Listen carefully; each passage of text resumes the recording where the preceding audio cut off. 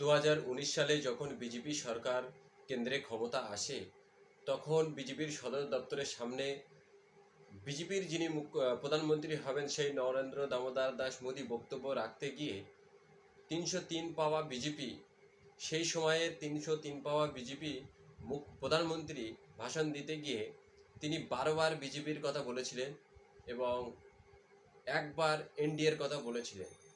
ঠিক 2024 সালে যখন বিজেপি 240-এ থেমে গেছে, তখন পরনির্ভর সরকারের যিনি প্রধানমন্ত্রী হবেন তিনি ভাষণ দিতে উঠে 16 বার এনডিএর কথা বললেন, অর্থাৎ পরজীবী বা পরনির্ভর সরকারের কথা বললেন, আর একবার বিজেপির কথা বললেন। আর তিনি বক্তব্য কত সময় দিলেন? 2019 সালে যত সময় বক্তব্য দিয়েছিলেন, 2024 সালে এসে ঠিক তার অর্ধেক টাইম তিনি বক্তব্য দিলেন। অমিত শাহ একটা কথা বলে, ক্রোনোলজি সমঝাও।